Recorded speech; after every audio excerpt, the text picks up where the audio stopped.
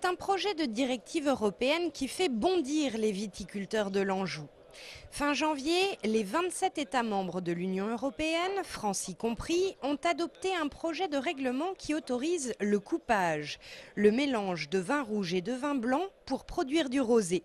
De quoi indigner les viticulteurs traditionnels de l'Anjou, deuxième région productrice de rosé après la Provence.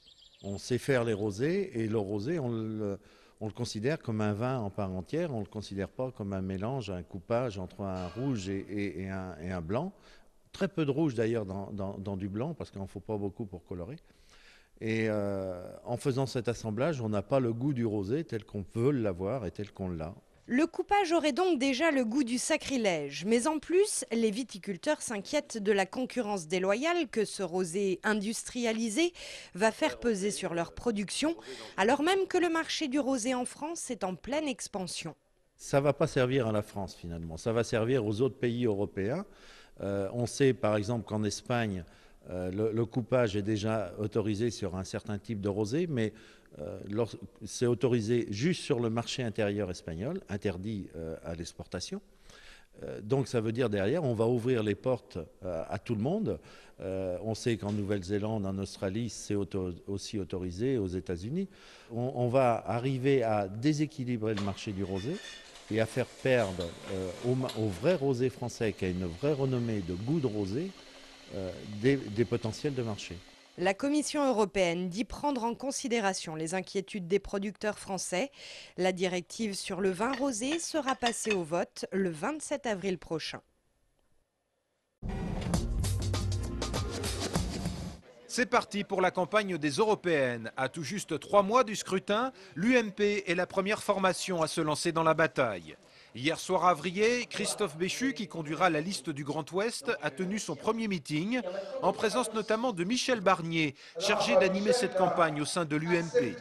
D'ici le 7 juin, date du vote, Christophe Béchu entend bien arpenter les 13 départements du Grand Ouest pour convaincre les électeurs de l'intérêt de ce scrutin.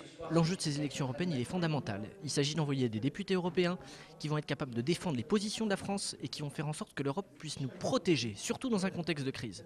Donc on ne va pas attendre le milieu du mois de mai pour rappeler aux gens qu'il y a des élections le 7 juin. Il faut très tôt commencer à parler d'Europe pour faire de la pédagogie, même si c'est aujourd'hui pas le principal sujet de préoccupation. Il faut bien comprendre que l'Europe, c'est une des solutions à la crise qu'on est en train de traverser. Pour cette campagne et pour convaincre les électeurs, l'UMP entend notamment s'appuyer sur le bilan de la présidence française à la tête de l'Union européenne. Qu'est-ce que Nicolas Sarkozy a prouvé pendant les 6 mois de la présidence? C'est qu'on pouvait changer l'Europe, qu'on pouvait faire qu'elle soit plus réactive quand il y a une crise, la Géorgie ou la crise financière, qu'elle pouvait se faire respecter, qu'on n'avait pas besoin de demander la permission aux Américains, qu'on pouvait également être très concret, très utile sur l'immigration, sur l'agriculture, sur le climat, sur l'énergie. Reste maintenant à savoir si les électeurs seront convaincus par les arguments des divers candidats. Des électeurs qui n'avaient été que 41% à se déplacer pour ce même scrutin en 2004. Elle réunissait chaque année à Saumur et Angers de nombreux amateurs de vin et de littérature. Cette année, les habitués devront faire sans, puisque les journées du livre et du vin n'auront pas lieu. En cause, des finances trop justes ne permettant pas d'assurer l'édition 2009. En effet, 2 partenaires importants ont déclaré forfait. Le rendez-vous rassemblait depuis 13 ans écrivains, œnologues, éditeurs et journalistes. Les organisateurs veulent être rassurants.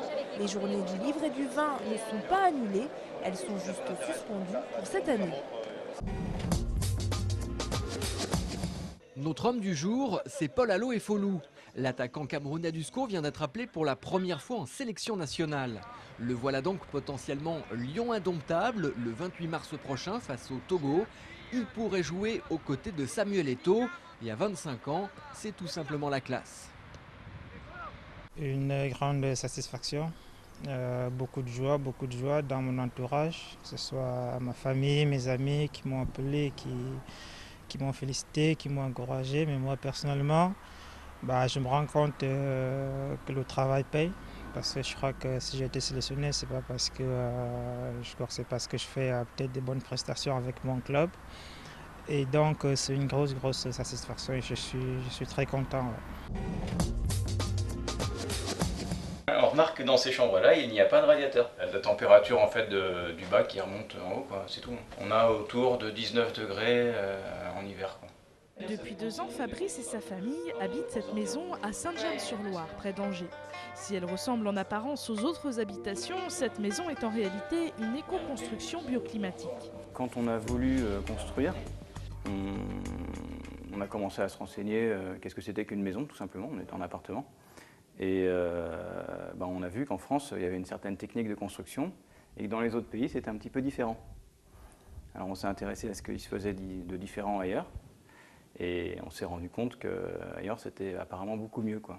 Ça nous a orienté vers les éco-constructions, les performances thermiques, etc. Ce qui m'intéressait là-dedans, c'était la performance, d'abord, et puis le confort, d'autre part. Et puis un peu quand même la philosophie, le respect de soi. L'écologie, c'est pas vraiment ma philosophie, mais par contre, le respect de moi et le respect de ma famille, c'est... oui. Une maison saine qui coûte plus cher à la construction, environ 30%, mais qui est rentabilisée sur le long terme.